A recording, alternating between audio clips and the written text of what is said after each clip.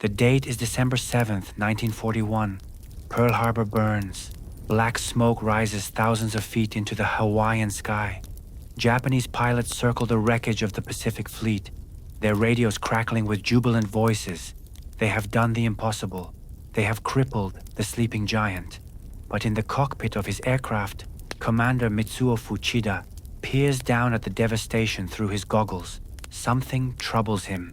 The American aircraft carriers are not in port. They are somewhere out there in the vast Pacific. He keys his radio. Tora, Tora, Tora, he transmits. Tiger, Tiger, Tiger. The attack is a surprise, a success. Yet in that moment, watching the flames consume Battleship Row, Fuchida cannot shake a growing unease. Below him, American sailors drag their wounded from burning oil. They do not surrender. They do not flee. They man anti-aircraft guns with their bare hands burned raw. They dive into fire to save their brothers. Admiral Isoroku Yamamoto, architect of the Pearl Harbor attack, receives the news in Tokyo. His staff celebrates. Sake flows freely, but Yamamoto does not smile. He has lived in America. He has walked the streets of New York and Detroit. He has seen the factories that stretch beyond the horizon. He turns to his officers and speaks words that will haunt the Japanese Empire. I fear all we have done is to awaken a sleeping giant and fill him with a terrible resolve. This is the story of the moment Japanese soldiers realized they had misjudged America, not just its industrial might, not just its military potential, but something deeper, something that could not be measured in battleships or airplanes, the will to fight back, the refusal to surrender, the transformation of a peaceful nation into the most fearsome war machine the world had ever seen. In the years before Pearl Harbor, Japan's military leadership believed they understood America. They had studied its culture, its politics, its weaknesses. What they saw gave them confidence.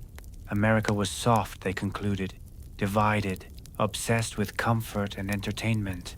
A nation that had grown rich and lazy in the 2 decades since the Great War. Japanese intelligence officers compiled detailed reports.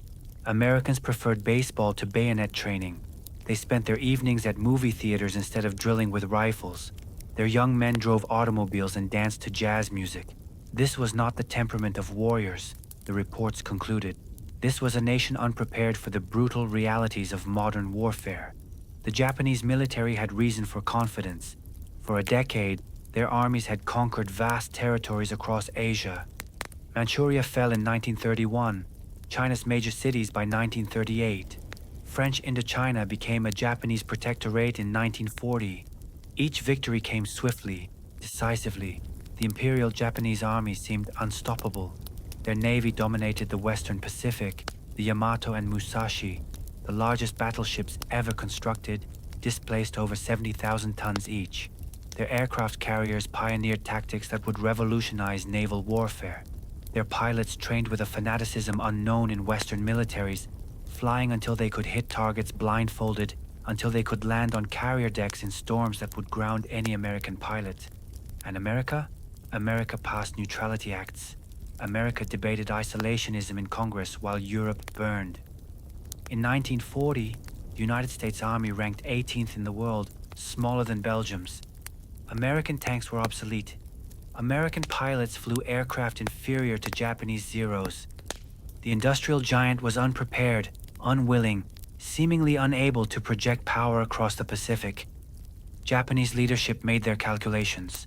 America could be struck hard, struck fast, struck so devastatingly that it would sue for peace rather than endure years of costly island warfare.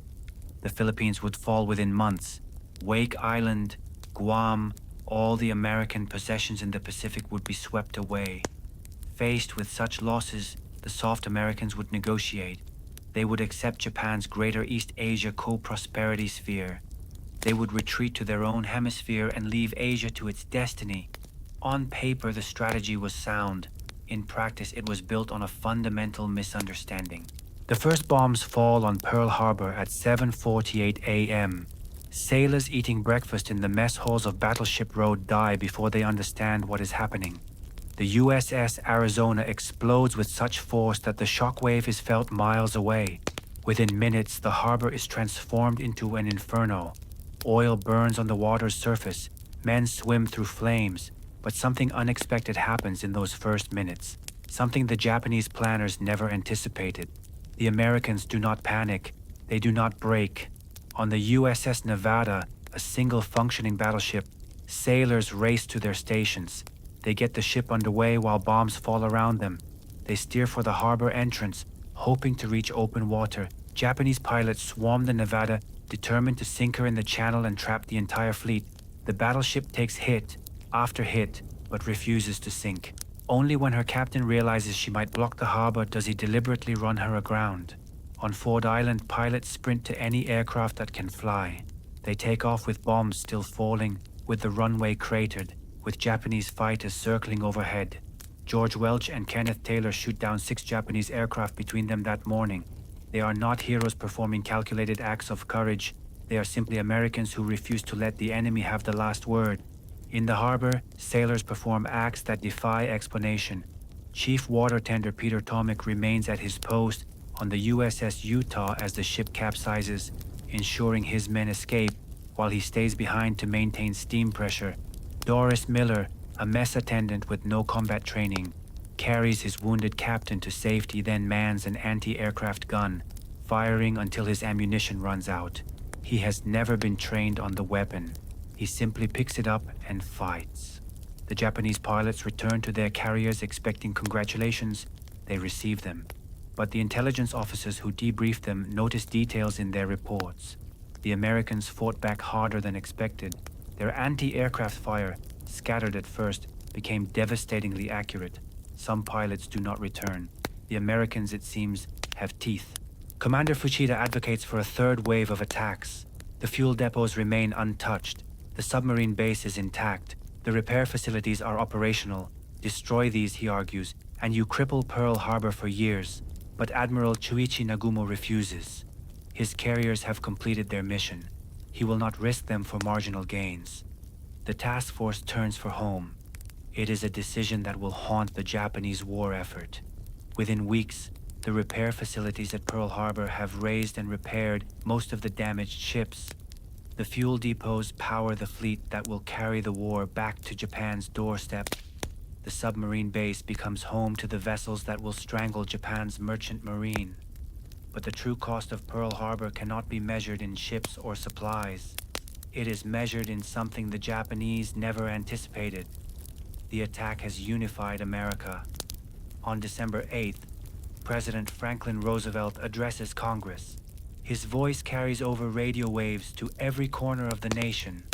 Yesterday, December 7th, 1941, a date which will live in infamy, the United States of America was suddenly and deliberately attacked by naval and air forces of the Empire of Japan. The declaration of war passes with only one dissenting vote. In living rooms and factory floors, in small towns and great cities, Americans who have debated isolationism, who have argued against involvement in foreign wars, who have insisted that Europe's problems are not America's problems, all of them now speak with one voice. The debate is over. The enemy has chosen. Across the Pacific, Japanese soldiers celebrate what they believe is a decisive victory. They do not yet understand what they have done. They have not crippled America. They have freed it from doubt, from division, from the last restraints of peacetime thinking. They have given every American a reason to fight. The first months of the war seem to confirm Japanese confidence. The Philippines fall. Wake Island falls after a heroic defense that cost Japan more than expected. Guam, an American territory for 40 years, is occupied within days. Singapore, the great British fortress, surrenders in February 1942 with 80,000 troops. The Japanese advance seems unstoppable. But cracks appear in the narrative, small cracks at first, easy to dismiss. At Wake Island, a tiny garrison of Marines holds out for 2 weeks against overwhelming odds. They sink 2 Japanese destroyers and damage a light cruiser. They shoot down dozens of aircraft. When they finally surrender, they have inflicted casualties far beyond what the Japanese war planners predicted. The Americans, it seems, fight harder than expected when cornered. In the Philippines, American and Filipino forces retreat to Bataan Peninsula. The Japanese High Command expects them to surrender within weeks. They hold out for 4 months. When Bataan finally falls in April 1942, the Japanese capture 76,000 prisoners. They are unprepared for such numbers. The Bataan Death March that follows becomes one of the war's great atrocities. But the fact remains, the Americans fought far longer than predicted. And in America itself, something unprecedented begins to happen. The sleeping giant awakens. The factories retool. The assembly lines that produced automobiles now produce tanks. The shipyards that built cargo vessels now launch destroyers, cruisers, carriers at a rate that staggers belief. In 1941, America produced 3,000 aircraft. In 1942, it produces 47,000. In 1943, 86,000. In 1944, 96,000. These are not the numbers of a soft, unprepared nation. These are the numbers of an industrial colossus roused to fury. Women enter the factories by the millions. Rosie the Riveter becomes a symbol, but behind the symbol are real women welding real ships, assembling real bombers, working 12-hour shifts 6 days a week. The economy shifts to total war production. Civilian automobile manufacturing stops entirely. Rubber, metal, fuel, all of it flows to the war effort. Japanese intelligence officers monitoring American industry begin to send troubling reports to Tokyo. The numbers do not make sense. No nation can produce at this rate. There must be errors in translation, in calculation. But the reports keep coming. The numbers keep growing. On April 18, 1942, the Americans do the impossible. 16 B-25 bombers, led by Lieutenant Colonel James Doolittle, take off from the carrier USS Hornet and strike Tokyo itself. The raid causes minimal physical damage, but the psychological impact is profound. The Japanese homeland, untouchable for centuries, has been violated. The Americans have reached across 5,000 miles of ocean and struck the heart of the empire. Emperor Hirohito demands to know how this happened. The military leadership has no good answer. They assure him it will not happen again. They begin to realize that America's response to Pearl Harbor has not been submission. It has been fury. In May 1942, the Battle of the Coral Sea takes place. It is the first naval battle in history where the opposing ships never see each other. Aircraft carriers launch planes that fight hundreds of miles from the fleets. The battle is technically a draw. The Americans lose the carrier Lexington. The Japanese lose the light carrier Shoho and suffer heavy damage to the fleet carrier Shokaku. But something has shifted. The Japanese advance has been checked. For the first time since Pearl Harbor, a Japanese invasion force turns back. Port Moresby, New Guinea remains in Allied hands. The seemingly unstoppable southern expansion has hit a wall. Then comes Midway, June 4th through 7th, 1942. The battle that changes everything. Admiral Yamamoto plans to lure the American carriers into a trap. He will threaten Midway Island, a strategic outpost 1,300 miles northwest of Hawaii. The Americans will have to respond. When they do, the combined might of the Japanese fleet will destroy them. But American code breakers have read Japan's encrypted messages. Admiral Chester Nimitz knows the attack is coming. He knows when. He knows where. He positions 3 carriers, Enterprise, Hornet, and Yorktown, northeast of Midway. The Japanese fleet sails into an ambush. The battle unfolds with brutal intensity. American torpedo bombers attack first. They are slaughtered. Of 41 Devastator torpedo bombers that attack the Japanese carriers, only 6 survive. Not a single torpedo hits. Japanese fighter pilots shoot them down in flames. On the carrier decks, Japanese sailors cheer. The Americans are as incompetent as predicted, but the torpedo bombers have drawn the Japanese fighters down to wave-top level. High above, American dive bombers arrive unnoticed. They push over into their dives at 10,000 feet. Through broken clouds, they see the Japanese carriers turning in perfect formation. Their decks are packed with aircraft being refueled and rearmed. Bombs and torpedoes lie exposed. Fuel lines run across the decks. The dive bombers attack. Within 5 minutes, 3 Japanese fleet carriers are mortally wounded. Akagi, Kaga, and Soryu burn with fires that cannot be controlled. The fourth carrier, Hiryu, strikes back and damages Yorktown, but American dive bombers find Hiryu in the afternoon. By evening, all four Japanese carriers are sinking or burning.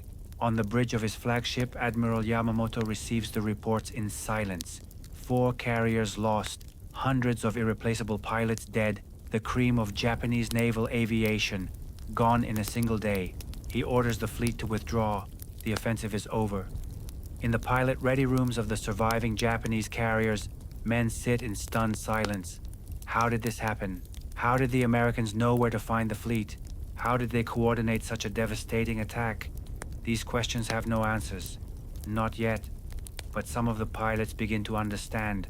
One will later write, "We thought we were fighting amateurs. At Midway, we learned we were fighting professionals who had been underestimated." After Midway, the war's momentum shifts.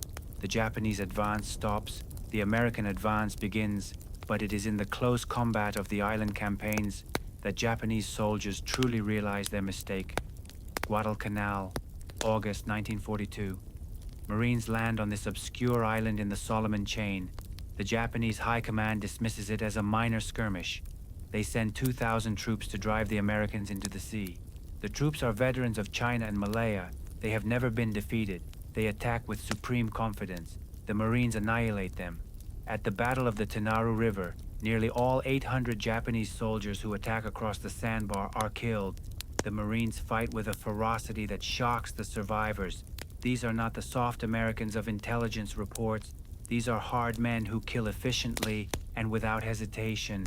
The Japanese send reinforcements, then more reinforcements.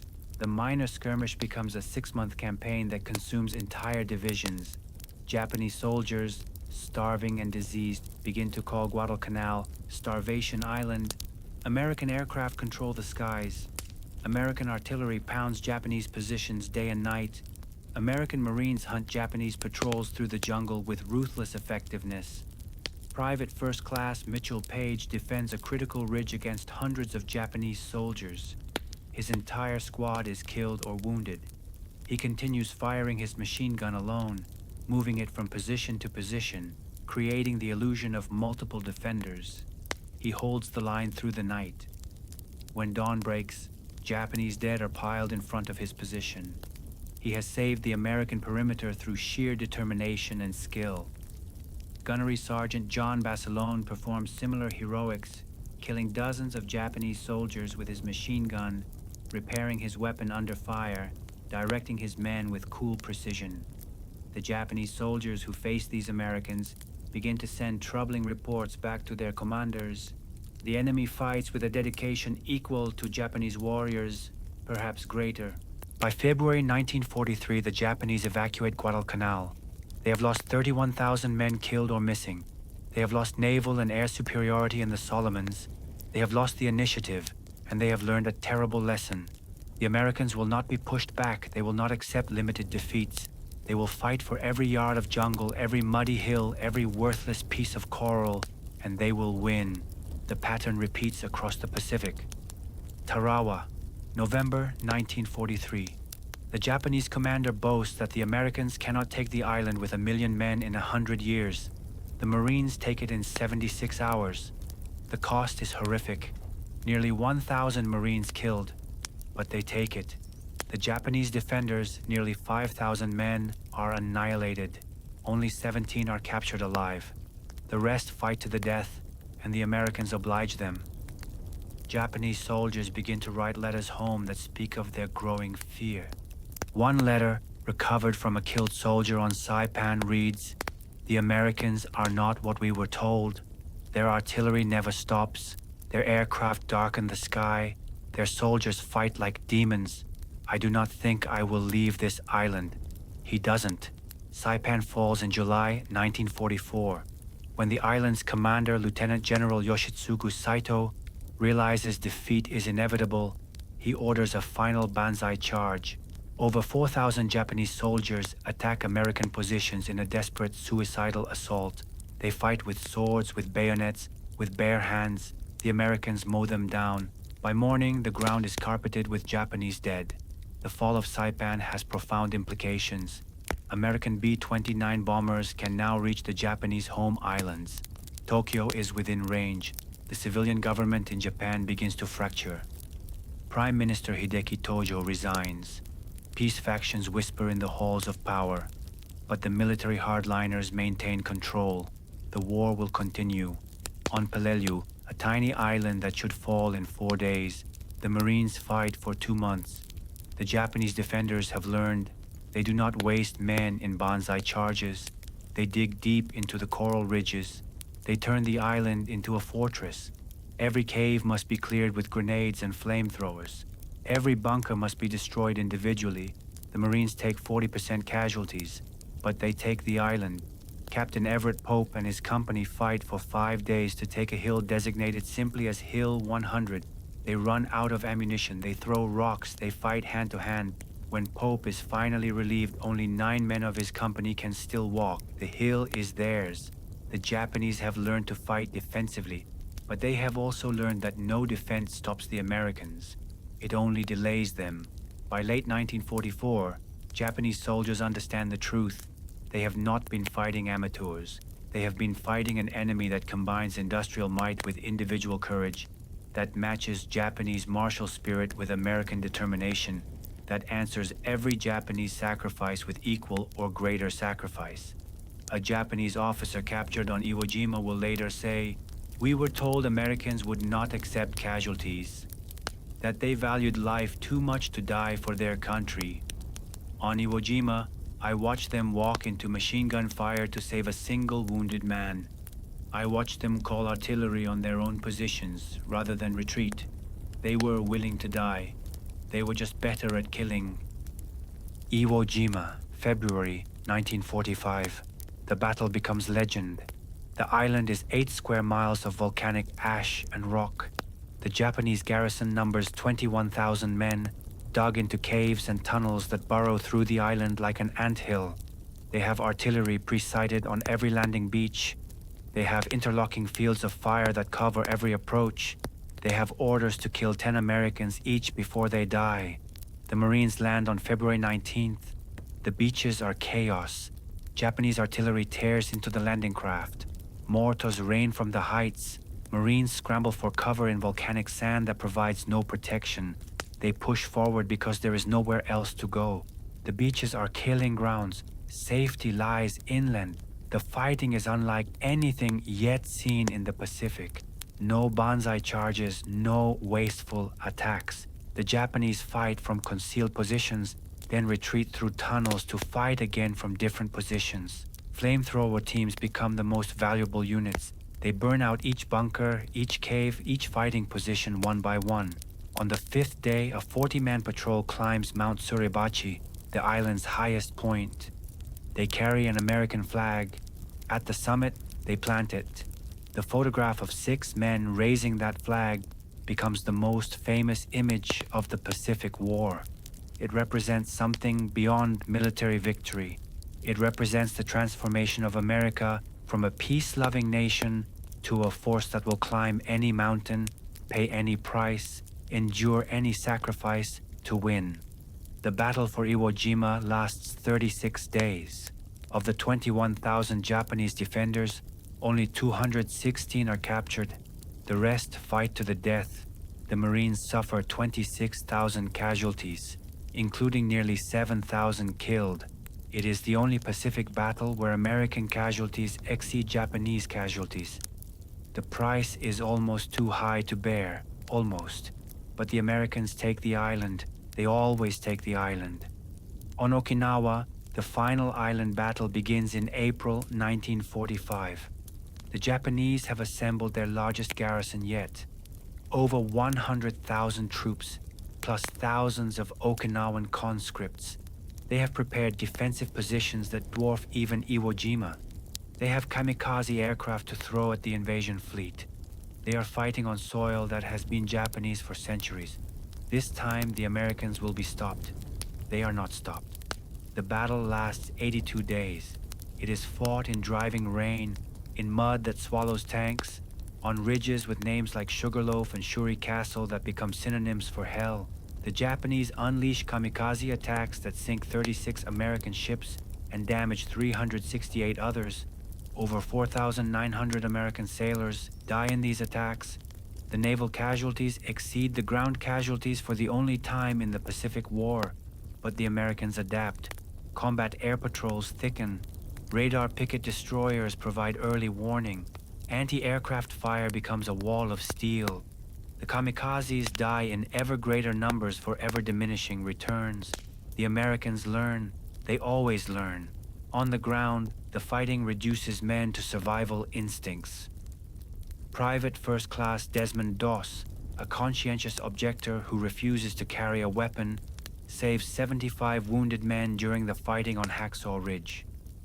He lowers them down a cliff face one by one while battle rages around him. He is wounded 4 times. He continues until the last man is safe. His citation for the Medal of Honor speaks to the indomitable spirit the Japanese have learned to fear. By June, Okinawa is secure. The Japanese garrison is destroyed. Okinawa's civilian population has suffered catastrophically, with tens of thousands dead. But the island is American now. Airfields are operational. The invasion of Japan can begin, except it doesn't. Because in the American Southwest, in laboratories hidden from the world, scientists have unlocked the power of the atom. In Tokyo, as summer 1945 begins, Japanese leadership faces the unthinkable. The Americans stand at the gates. The Soviet Union has renounced its neutrality pact and masses forces in Manchuria. The cities burn from B-29 raids night after night. Oil is gone. Food is rationed to starvation levels. The fleet is destroyed. The army, though still millions strong, has no ammunition for extended fighting. The situation is hopeless. But the military hardliners will not surrender. They speak of 100 million Japanese dying in defense of the homeland. They speak of honor. They speak of the Yamato spirit that cannot be defeated. The Americans will come and they will bleed. And perhaps in the bloodletting, Japan can negotiate a peace that preserves the imperial system. On July 26th, the Allies issue the Potsdam Declaration: surrender unconditionally or face prompt and utter destruction. Japan's response is mokusatsu, a word that can mean no comment or treat with silent contempt. The Americans interpret it as rejection. On August 6, 1945, a B-29 bomber named Enola Gay drops a single bomb on Hiroshima. The city ceases to exist. Over 70,000 people die instantly. Tens of thousands more die in the following days and weeks from radiation and burns. The flash of atomic fire can be seen for hundreds of miles. In Tokyo, the military leadership struggles to comprehend the reports. One bomb cannot destroy a city. It is impossible. There must be exaggeration, confusion. But reconnaissance aircraft confirm it. Hiroshima is gone, wiped from the earth by a weapon beyond imagining. Still, the hardliners argue for continued resistance. The Americans cannot have many such bombs, they reason. Perhaps they have only one. Japan will endure. The spirit of Yamato will prevail. On August 9th, a second atomic bomb falls on Nagasaki. Another city disappears, another 40,000 dead in an instant. And on the same day, the Soviet Union invades Manchuria with overwhelming force. The Kwantung Army, Japan's elite formation in China, is shattered within days. In the imperial palace, Emperor Hirohito makes his decision. In a voice that trembles with emotion, he tells his cabinet that the war must end. The sacred treasures of Japan must be preserved. The people must be saved from annihilation. He will record a radio address. For the first time in history, the Japanese people will hear the voice of their emperor. He will tell them the unthinkable. Japan has lost. On August 15, 1945, the emperor's voice crackles over radios across Japan. He speaks in formal, archaic court language that many Japanese cannot fully understand. But the message is clear. The war situation has developed not necessarily to Japan's advantage. Japan will accept the terms of the Potsdam Declaration. Japan will surrender.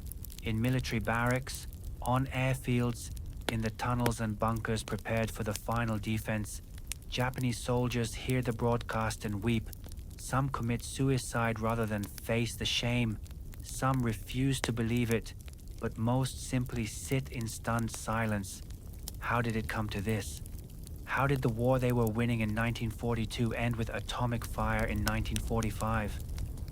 The answer is complex, but part of it lies in the fundamental miscalculation of December 1941. Japan's military leadership believed America was soft, divided, unwilling to fight. They believed that a sharp blow would cause the Americans to seek peace. Instead, they awakened something terrible. They unified America. They gave every American factory worker, every farmer, every student and housewife a reason to work harder, to sacrifice more, to accept rationing and loss and grief in service of victory. They transformed American industry into a war machine that outproduced the rest of the world combined. But more than that, they underestimated American soldiers. The intelligence reports spoke of soft men who preferred comfort to combat. Reality delivered Marines who fought for 5 days without sleep at Peleliu, soldiers who charged machine guns on Okinawa, sailors who kept fighting while their ships sank beneath them, pilots who flew missions until their aircraft fell apart from stress and their bodies from exhaustion. A Japanese veteran will later reflect, "We believed we were superior warriors, that our willingness to die made us unbeatable. But the Americans were willing to die too. They just didn't waste their deaths. Every American who fell took many of us with him. They fought smart, they fought hard, and they never gave up. We should have understood this from Pearl Harbor. The men we attacked that morning did not surrender. They fought back. Everything that followed was inevitable from that moment. The formal surrender takes place on September 2nd, 1945, aboard the battleship USS Missouri anchored in Tokyo Bay. Foreign Minister Mamoru Shigemitsu signs for Japan, his face a mask of controlled anguish. General Douglas MacArthur signs for the Allies. The war is over. But the moment of realization, the moment when Japanese soldiers truly understood their mistake, did not come on the deck of the Missouri. It came in fragments. On Guadalcanal, when the Marines would not break. At Midway, when 4 carriers sank in 5 minutes. On Saipan, when civilians jumped from cliffs rather than face capture. On Iwo Jima, when the Americans paid an unspeakable price and kept fighting. In the skies over Okinawa, when kamikazes died by the hundreds, and still the fleet came on. The realization came to different men at different times, but the truth was always the same. America was not what Japan believed it to be. The soft, comfort-loving, divided people of 1941 had transformed into something that Japan's military leadership never anticipated. They had become warriors who combined industrial might with moral purpose, who matched Japanese dedication with American ingenuity, who would pay any price and fight any length of time to win. Admiral Yamamoto understood this from the beginning. His warning about awakening a sleeping giant was prophetic, but his superiors did not listen. They believed their own propaganda. They mistook American reluctance for war as inability to wage it. They confused the American love of peace with weakness. This was their fatal error. America did love peace. America did prefer baseball to battlefields, but when forced to fight, when attacked without warning or provocation, America brought to war the same energy and creativity and determination it brought to everything else. The factories that built automobiles built tanks better than Germany's. The workers who assembled refrigerators assembled bombers by the thousand. The young men who played baseball learned to shoot, to fly, to sail, and they did it with a competence that shocked their enemies. In the decades after the war, historians and veterans on both sides have analyzed what went wrong for Japan. The industrial disparity is always mentioned. America's 4-to-1 advantage in population. The strategic errors like failing to strike Pearl Harbor's fuel depots or concentrating too many carriers at Midway. But beneath these tactical and strategic factors lies something deeper. A cultural misunderstanding so profound that it doomed Japan from the moment the first bomb fell on Pearl Harbor. Japan's military leadership looked at America and saw what they wanted to see. A soft nation, an easy enemy, a country that would negotiate rather than fight. They did not see the country that crossed an ocean to fight in the First World War because it was the right thing to do. They did not see the inventors and innovators who created modern mass production. They did not see the competitive spirit that drove Americans to excel in everything from sports to business. They did not see the fierce independence that made Americans question authority but unite instantly against external threats. Most of all, they did not see that Americans, when truly committed to a cause, would prove just as dedicated, just as willing to sacrifice, just as dangerous as any warrior culture in history. Americans did not glorify death in battle. They simply accepted it when necessary, and that practical, unsentimental approach to war made them more effective, not less. A Japanese historian will later write, "We thought we understood America because we had studied it, but studying something is not the same as understanding it. We read about American individualism and concluded they could not work together. We read about American love of comfort and concluded they could not endure hardship. We read about American democracy and concluded they could not make hard decisions quickly. We were wrong on every count. The war in the Pacific killed millions. It destroyed cities, it scarred a generation. Both nations paid a terrible price. But from the ashes came understanding. Japan rebuilt with American help. The two nations that fought so bitterly became allies. The martial culture that drove Japan to war was channeled into economic competition and cultural achievement. America, having proven its strength, did not lord it over the defeated. It extended a hand to help Japan rise again. Today, the generation that fought that war is nearly gone.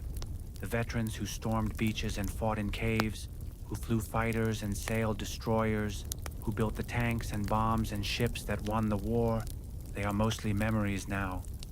Their monuments stand on cliffs in Normandy and Iwo Jima, in quiet cemeteries and loud city squares. But their legacy endures. They prove that Americans, when pushed, when threatened, when forced to fight, would do so with a dedication and effectiveness that would reshape the world. They proved that a democratic nation of free individuals could mobilize as completely as any dictatorship, could sacrifice as deeply as any totalitarian state, could fight as fiercely as any warrior culture, and they proved that victory in such a fight would not lead to vengeance but to reconciliation. The moment Japanese soldiers realized they had misjudged America came at different times for different men. For some, it came at Pearl Harbor when American sailors fought back instead of surrendering. For others, at Midway when 4 carriers sank and the offensive died. For many, it came in the grinding battles of 1944 and 1945, when every prediction of American collapse proved false and every Japanese defensive line was overcome. But perhaps the truest realization came after the war, when defeated Japanese soldiers saw Americans help rebuild their nation, when they saw former enemies become friends, when they understood that American strength was not cruel but purposeful, not vindictive but principled. The Americans had fought to win, and having won they sought not to destroy but to build. This was the final lesson, the one that Japan's pre-war leadership could never have imagined, that America's true strength lay not just in its factories and fighting men, but in its values, in the belief that even enemies could become friends, that even a brutal war could end with a just peace. That strength should be used not to dominate, but to defend, not to conquer, but to liberate. On a hill overlooking Pearl Harbor, there is a memorial built over the wreck of the USS Arizona. Nearly 1,200 sailors remain entombed in that ship, exactly where they died on December 7th, 1941. Visitors stand in silence above them, looking down at the rusted hull visible in the clear Hawaiian water. Sometimes oil still seeps from the wreck, tears of the Arizona they call it. Japanese visitors come to this memorial. They bow, they pray, they leave flowers. There is no animosity now, only remembrance and respect. The war that began with such hatred ended with reconciliation. The sleeping giant that awoke in fury showed mercy and victory. This is the story that matters, not just the battles won and lost, not just the strategies and tactics, but the fundamental truth that Japan's military leadership failed to grasp in 1941, that America was not weak but patient, not soft but kind, not divided but diverse, and that when finally roused to war, it would fight with every ounce of strength and every resource at its command until victory was achieved and a better world secured. The moment of realization came too late for millions who died, but it came. In the end, Japan learned what America truly was, and both nations, having learned that lesson at such terrible cost, built a peace that has endured for 8 decades. That peace is the final answer to the question of December 7th, 1941. Not just who won the war, but what the war meant and what the sacrifice of millions on both sides ultimately achieved.